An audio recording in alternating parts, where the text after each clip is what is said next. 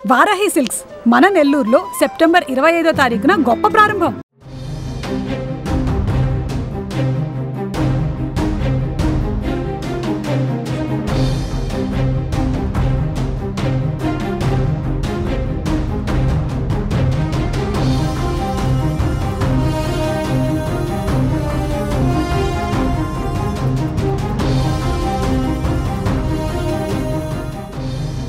విజయవాడలోని భవానీపురంలో దారుణ ఘటన చోటు చేసుకుంది. ఓ యువతిపై కత్తితో దాడి చేసిన యువకుడు అక్కడి నుంచి పరారయ్యాడు. దీంతో బాధితురాలు రోడ్డుపై పరిగెత్తుతూ ఆర్టీసీ వర్క్ షాప్ వద్ద కింద పడిపోయింది. యువతికి గాయాలు కావడంతో బంధువులు హుటాహుటిన ఆసుపత్రికి తరలించారు.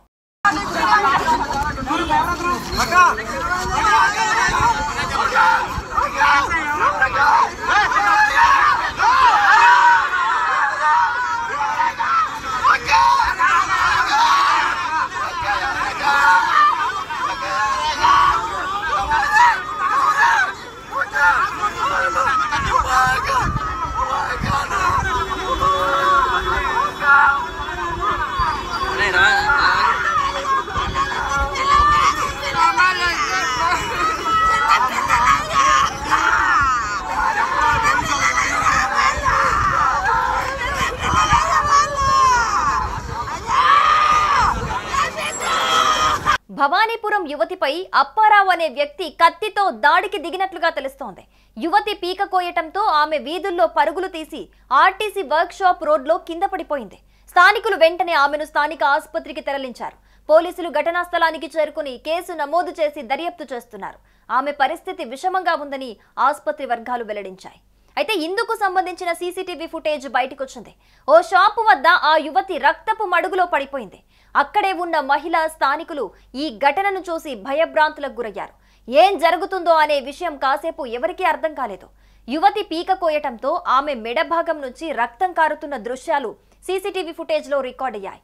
ఏం జరిగింది అని ఆ షాపులో ఉన్న మహిళ యువతిని అడుగుతున్న దృశ్యాలను మనం సీసీటీవీ ఫుటేజ్లో చూడొచ్చు. చివరికి ఆ యువతి అపస్మారక స్థితిలోకి వెళ్లిపోయింది. స్థానికులు పోలీసులకు సమాచారం ఇవ్వటంతో సంఘటనా స్థలానికి చేరుకున్నారు పోలీసులు. అనంతరం ఆమెను అక్కడి నుంచి ఆసుపత్రికి తరలించారు. అయితే ఆ యువతి ఎవరు, దాడి చేసిన ఆ యువకుడు ఎవరనే కోణంలో పోలీసులు విచారణ చేస్తున్నారు.